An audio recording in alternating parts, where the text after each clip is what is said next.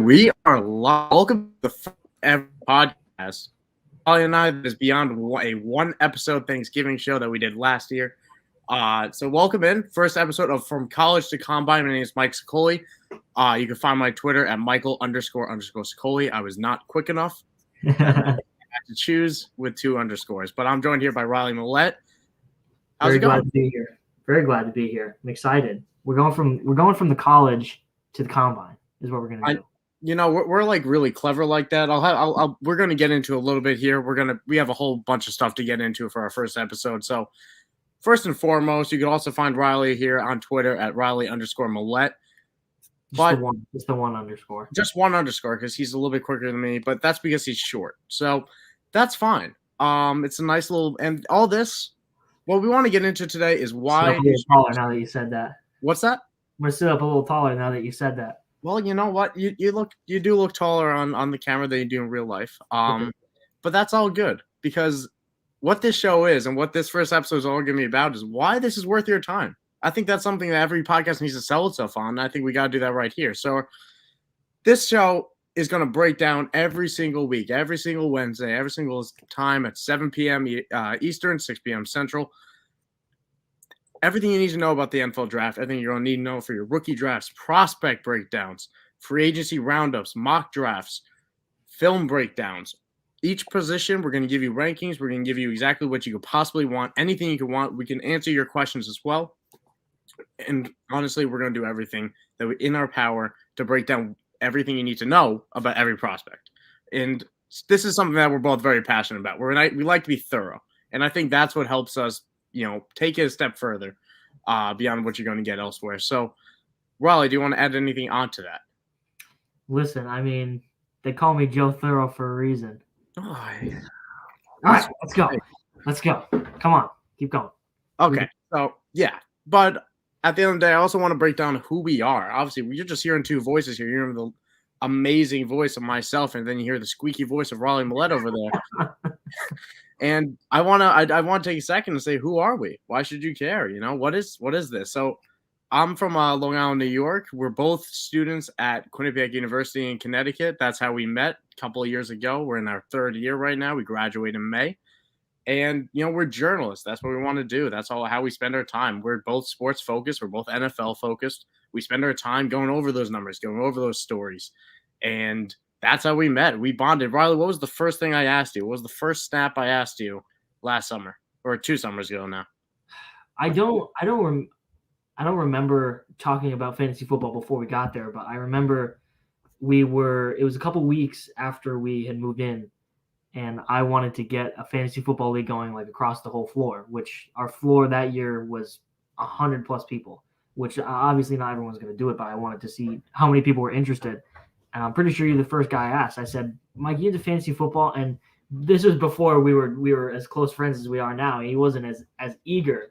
And he was like looking at his phone and he looked over at me and in the sly Mike way, he goes, I love fantasy football. I remember that so clearly. And that's pretty much how it goes. I think I remember before that in the summer, I snapped you and I asked like, hey, you into football? Because that was my venture. Not going into college for 3 new kids I never met. Riley being one of them to know if I'm going to earn interest to them. My first interest is football. I ran by them, so it happily has worked out great. We've been good friends ever since the last couple of years, and we kind of want to take it next level. Last year we did our own scouting. We did everything that we're going to do on this podcast, but not on a podcast. And now we're going to take it to that format. We're going to take you through our process. We're going to take you through everything. I think we were pretty accurate last year of what we really want to shout out.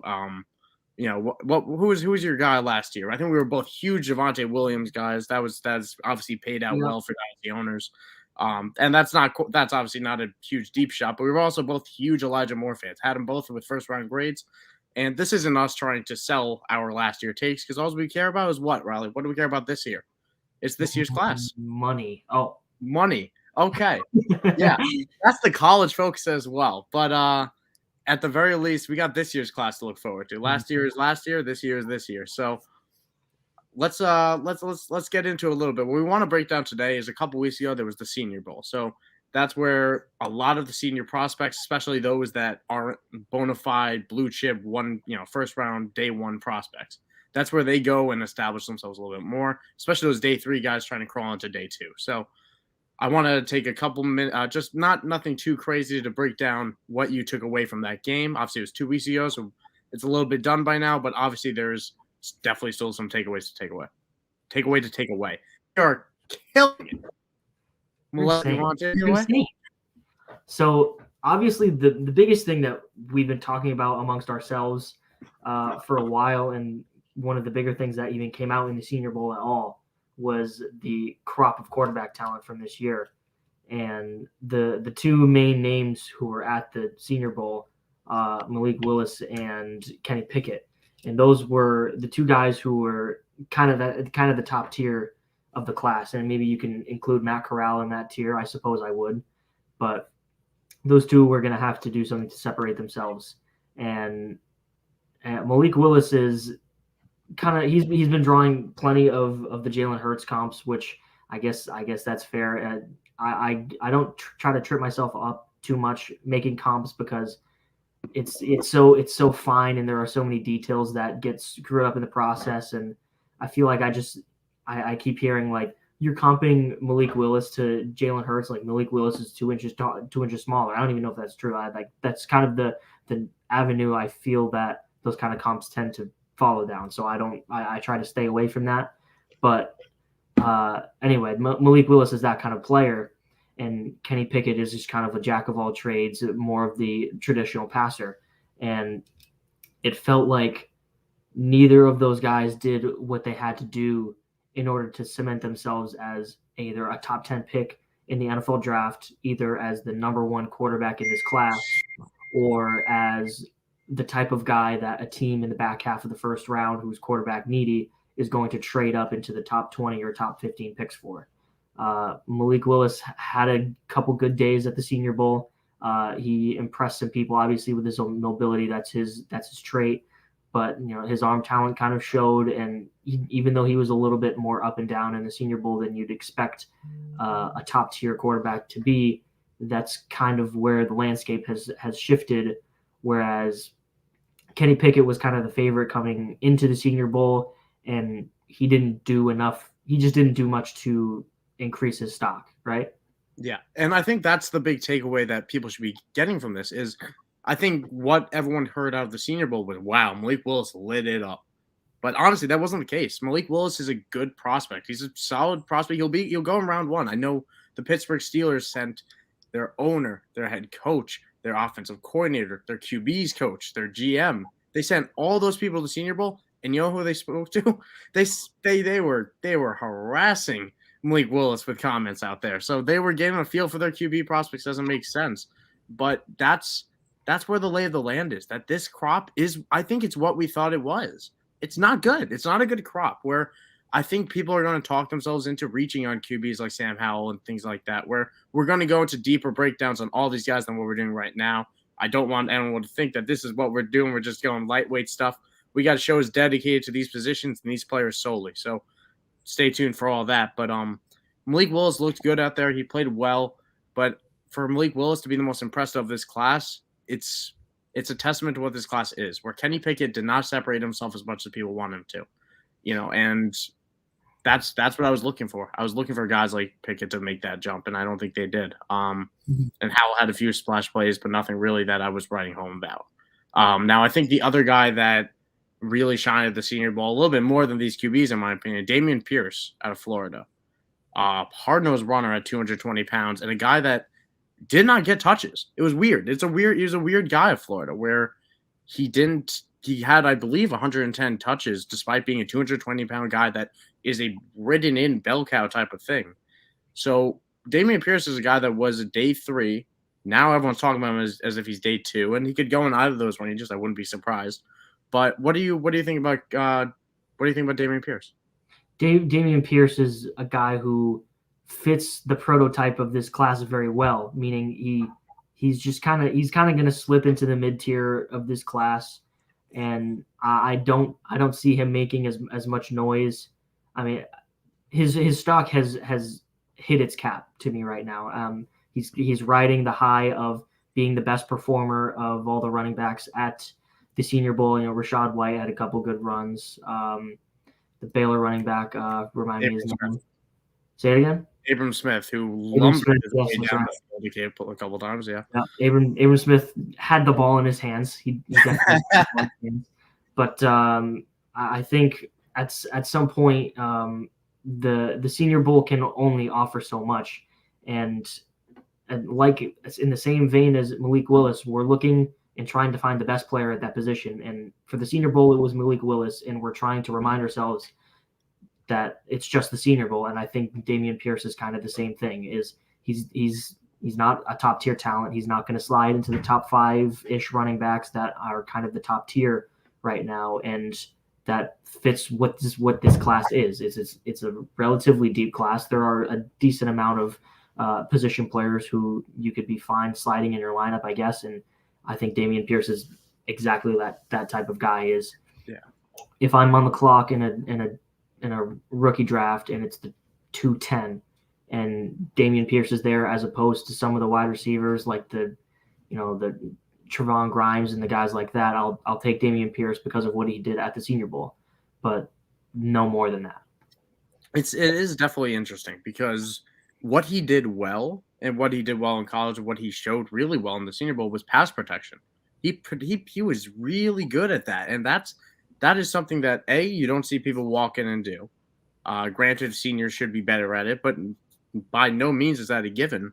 That's not a good thing to see from Dameon Pierce. That's the thing that might separate him from being that depth piece. They might be able to work in on third downs. Now, again, his college profile, his production was really limited, so it's yet seen. But we've seen talents, work without huge college production, and it's hit or miss. This type of things that we're going to go in, obviously, like I said, much deeper with the running back episode, which will begin next week. But it's definitely something to look out for. I think these guys at the Senior Bowl, they're trying to make a name for themselves.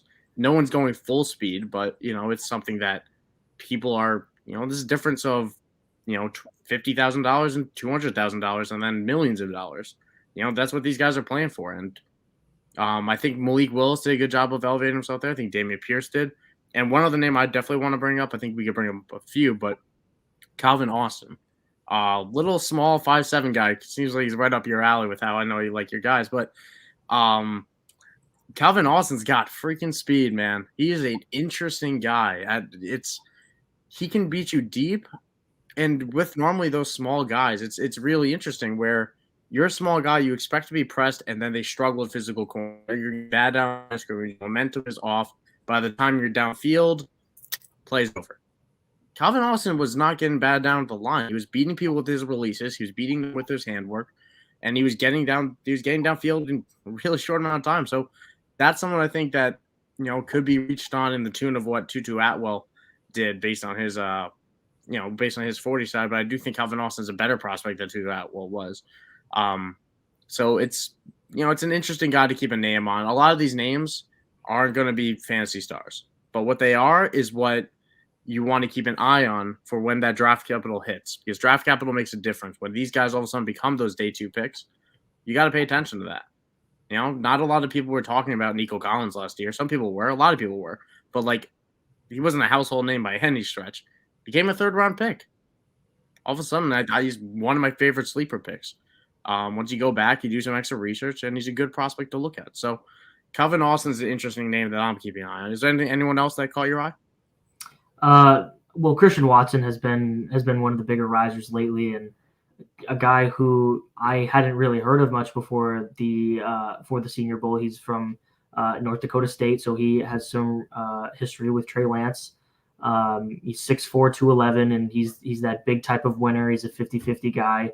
6'4", 211 is pretty darn close to Drake London's frame, and I think so we know what kind of player Drake London is, and Christian Watson is shades of that. Obviously, far from as complete as Drake London is, but he really played well. A guy who kind of flashed on film, obviously benefiting from the play of Trey Lance, who really flew off the screen at his big year at North Dakota State.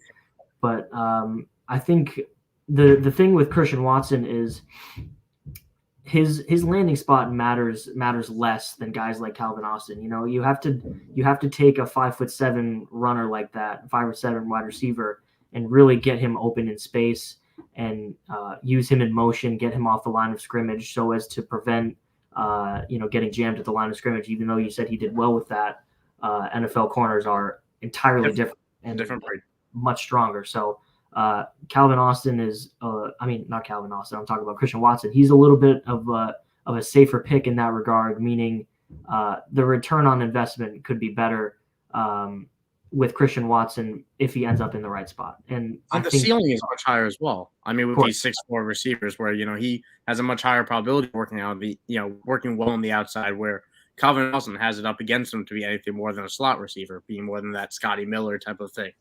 Or that situational type of play where you're just scripting a certain one where you want that guy to go deep, you're working him in space. Christian Watson could do more than that, where he's an analytics darling. I don't know if you were able to catch that, but his dominator was 44%. That's a 90th percentile. For people who don't know, dominator is a culmination of the yards that he provides relative to the team's total yards. So he accounts for quite a lot of North Dakota's production. And in addition to that, he broke out at a fairly young age, around 20, and then his yards per catch is exactly what you want to see. He's a fantastic athlete. Everything else needs to be a little bit more refined. But when you're an athlete, it's interesting at the very least. I think he almost fits in the vein of that Donovan Peoples-Jones of, he's got that body control. He can get downfield. He's big. Can he do the rest of it? Can he put it together, be anything more than an inconsistent dart throw? I think that's where the landing spot can really help him. Mm-hmm. And a guy, Christian Watson could easily turn into a day 2 pick now. And, we saw what happened with Joshua Palmer, a guy that no one had really heard of up until the draft. He got drafted to a really friendly spot in the Los Angeles Chargers, and he became a really nice sleeper pick for rookie drafts, and his stock just keeps going up. I'm still not interested. Listen, I don't blame you. But the reason I took Josh Palmer, I traded up from the 404 to the 310 or something in a rookie draft to take Josh Palmer. I think it was between Josh Palmer and some tight end. I don't even remember. No one I particularly care about. And Josh Palmer, I traded up for him purely because of his landing spot and because of his draft capital. It was taken in the 3rd round, and I think a really similar thing can happen to Christian Watson. Yeah, I think it's definitely possible with these freak athletes. I'll run through a couple other names on the defensive front just because I'm taking a little bit of an IDP focus sometimes. Jermaine Johnson, defensive end, was mauling a bunch of people out there. It was kind of embarrassing for every offensive tackle we went against. Zion Johnson impressed. Keontae Ingram looked good. Alec Pierce, the wide receiver out of Cincy, something to keep an eye on. Didn't flash too much to me, but I know a lot of people were talking about his performance. Trey McBride became a bit of a household name for his performance. Still a little bit I think Kyle Pitts really made people look for that.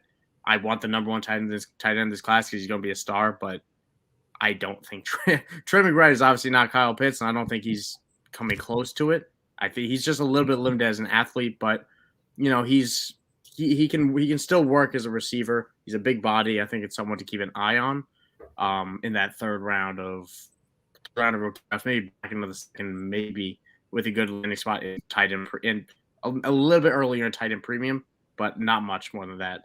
That might even be reaching on itself, but it's a weak class in general. Without further ado, let's go into our last little tidbit. So we wanted to touch on the Senior Bowl because that's obviously very important to what we're touching on here. But you can't be an NFL fan and not talk about the Super Bowl and what just happened last week.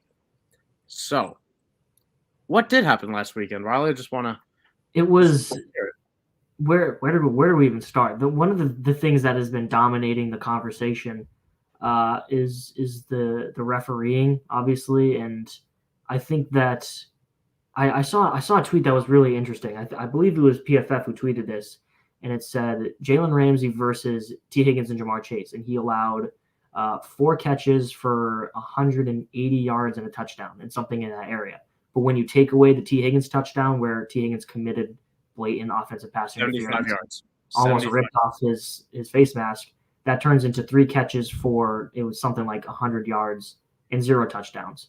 And I think that kind of goes to show what life can be like for for fantasy football, and that's just kind of an interesting observation. But otherwise, the big storyline has been protecting Joe Burrow and what happens with the Bengals offense now that their core of Burrow and Chase and Higgins and Joe Mixon now, who had an outstanding year. How do they come together? Exactly. They're all under contract. They're all on rookie deals. I believe Joe Mixon has an extension kicking in soon. The extension kicks in next year. The rest of them will be signed together for the next 3 years, which opens them up to, they have a bit of spending room to bring back anybody they want to bring back, as well as reach into that pocketbook for the offensive line and any other weapons defensively they might want to add. So re-signing Jesse Bates has to be one of the top priorities of the offseason for them. Obviously, protecting Joe Burrow is the number one thing you want to do, but Jesse Bates was one of the reasons they made it to the Super Bowl. Is the Bengals defense was really interesting in the way they ran their secondary. Jesse Bates was a huge part of that, and like you've said it before, is Jesse Bates is good for one super highlight reel clutch game-saving play at the end of every week, and that is just such an invaluable type of guy to have in your defense. And the way the Bengals defense played against the Rams in the Super Bowl, mainly their run defense, which was just crushing all night long, and their secondary didn't allow much out of Cooper Kupp from the first half, and they were on track to, kind of funnel all that through Odell Beckham. God bless. I hope he heals from his apparent ACL tear, which is what it appears to be. It's all been confirmed at this point. Yeah, pretty much, which is kind of extremely unfortunate for him. But anyway, I'm losing track of my point, which is that the Bengals have so much room for improvement, assuming they bring back Jesse Bates. I can't imagine they don't. But addressing the offensive line in the draft, which they have the 31st pick since they went to the Super Bowl. So there will be plenty of tackles. I mean, Bernard Raymond probably won't fall that far, but he's one of the tackles in the first round that they have to be looking at, potentially trade up for. I mean, they have very good draft capital. They haven't really had to sacrifice that in order to put together the team that brought them to the Super Bowl. But that's obviously priority number one. Yeah, and I think there's a few fancy takeaways to quickly touch on, because obviously this is what the show is. So the Cooper Kupp, I think a lot of people are trying to figure out where to value him in Dynasty right now. What receivers are you taking ahead of Cooper Kupp? Because that's the best way to phrase it. We talked about this last night, and I still haven't quite made up my mind, and I've seen a lot of talk about it on Twitter. Justin Jefferson and Jamar Chase, of course, are going one of those guys. I am probably still going to take Tyreek Hill over Cooper Kupp. Cooper Kupp and Tyreek Hill are both on contract years for right now. They're both more than likely to get extended. Cooper Kupp is almost certainly going to get extended. Cooper Kupp is getting extended. I would be shocked also if Tyreek Hill didn't get extended, since they signed Patrick Mahomes until the year 2060, and Tyreek Hill has been ultra productive in that offense. So, and they badly need him. If he were to end up walking, and Travis Kelce is about to age out, he doesn't have a whole lot of years left in him. And Mecole Hardman is a very capable receiver. Hardman, oh my God, he needs to stop talking on Twitter. Mecole Hardman needs to stop being in the NFL, to be completely honest. Maybe special teams, but I never want to see him on offensive play again. So I don't like tweeting at athletes. I don't think reacting on athletes is a very good idea. But watching Mecole Hardman chirp Eli Apple from his house after the Bengals bounced the Chiefs in the playoffs, and tell him he needs to work on his technique and maybe he'll get a ring like I have. From our friend Mecole. But anyway, all this to say, Tyreek Hill is probably going to get extended. So yes. I will take Tyreek Hill, who has massive blow-up potential and can put up the wide receiver one season quite easily with Patrick Mahomes as his quarterback. And I'll take Cooper Kupp, who did just put up in my opinion, the most impressive wide receiver season of all time. I think I'd be curious to know genuinely what the contenders are for that. I don't think there's any competition. Like, I think he blew it all out of the water. Of right next to Calvin Johnson in terms of yardage, right up there with touchdowns, 16 receiving touchdowns in the regular season, lit it up in the playoffs with like 400 receiving yards. Super Bowl MVP. Super Bowl MVP, made the game-winning touchdown. Not the game-winning play that belongs to Aaron Donald, but game-winning touchdown, led them on that drive. Mm-hmm. But yeah, I mean, I'm all in the Cooper Cup being, as long as he's connected to Matt Stafford, that's all that matters to me. They're going to be connected. They're going to be best buds for the foreseeable future. So the one other thing I do want to touch on as well is a lot of people are also making up a lot of, what's the word? Evaluations on what they've seen from Cam Akers on his return from the Achilles injury. So Cam Akers obviously tore his Achilles during training camp in July. Brutal, absolutely terrible injury for a second-year running back. Made a ridiculously quick recovery. We thought he was done for the year, but he was active in Week 17. We saw him in the playoffs, so he played for a few weeks. Looked all right early on, has quickly looked pretty mediocre, but there's a lot of things that go into factor there. I think the offensive line play has been pretty poor. But you're not seeing the spryness you want 6 months after an Achilles injury. So how much stock are you putting into that? I have been all over Cam Akers since before his return. I've always kind of believed that that this injury, he was going to get over it and he was gonna make it through the injury. But watching him play against the Bengals run defense, which totally stifled the Rams offensive line all night long, because the running game had totally nothing to work with. All playoffs. They were really controlled all playoffs. Didn't matter who it was. Which just goes to show how stupidly good that team is. But anyway, I think the way Cam Akers looked in his first full game coming back from the injury, they played the Cardinals in the first round, and Cam Akers lit up the Cardinals, and he made them look foolish. And Twitter was on fire with, how is Cam Akers this good after tearing his Achilles 6 months ago? We were all so stupid for not believing in him and not believing in science. And then the next few games, he put together just a total dumpster fire of a performance, which I'm ready to blame 80% of that on the offensive line. I'm prepared to blame 10% of that on play calling for trying to enforce the run on early downs with clearly nothing there. It was a run. And I understand, Sean McVay, you lost Odell. You were scrambling in the playbook, but those runs on first down were getting awfully painful in the third quarter. Mm-hmm. And that's coming from guys who put money on Cam Akers to rush for under 60 yards. We knew that line was going to crush before halftime. So I was starting to root for Cam Akers to kind of get close to that line myself. Like, okay, the joke's over. You can look good like you did in the first round of the playoffs now. Like, I don't own any shares of him in any dynasty, even though I would love to. But it kind of gave me an uneasy feeling watching him run that way in the Super Bowl.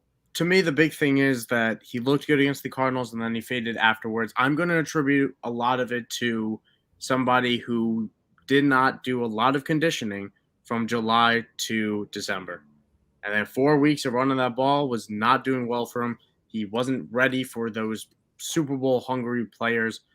I just think that it's something that, we'll have a whole offseason to work on. We'll have a whole offseason to debate. We'll see who the Rams bring in, because they will lose Sony Michel in free agency. If they keep Darrell Henderson at a day 3 guy, sky's the limit for Cam Akers. Wouldn't rule out them adding a veteran that could, filter in for touches, or they could add even a day 2 rookie. I would expect the former and not the latter, but something at the very least to keep an eye on as we enter this offseason. Do you have any other final pointers? I think we're going to wrap it up a little bit. Who's the biggest buy in Dynasty right now? Just for fun. Just a fun, random question. We're supposed to be here to have fun. I guess so. Oh, man. Now you're putting me on the spot. I am kind of putting you on the spot. I think Terry McLaurin's value has swung too far. I really think that the diss on Terry McLaurin after a really disappointing season has really plummeted. I understand that there's a lot of apprehension with that QB position. We don't know who's going to be throwing for Washington next year. Terry McLaurin is a very good player, and I think people are just forgetting how good he is. He went, 3-4 years of just being, stellar, consistent, despite horrific circumstances. And now all of a sudden, we're over it. He had one down year with Taylor Heineke, who was unwatchable during the second half of the season, and who wasn't supposed to be the quarterback in the first place. It was supposed to be Ryan Fitzpatrick. So I think Terry McLaurin is a very interesting buy from owners that are getting a little bit tired of it. People are looking out, people looking at that age stamp, and somebody who's going to get the bag in a month, whose value will go up with that. At the very least, you can buy now. If you want to flip after he gets a mega contract, which he will get, go for it. But at the very least, his value is lower now than it will be in a month. Mm-hmm. And I want to give a shout out to my guy Juju Smith-Schuster, who I've rostered on a couple dynasties every now and again, and he's got an ADP in the 9th round. He's going around the Rashad Bateman and the Robert Woods tier, and I think he's going to be highly sought after in the free agent market. I'm kind of stealing your thunder here because you've been saying this for a very long time, but the Chiefs are a perfect landing spot for him. Yep. They sorely need a reliable third down guy outside of Kelsey and Hill that can get it done, because Mecole Hardman, he can't.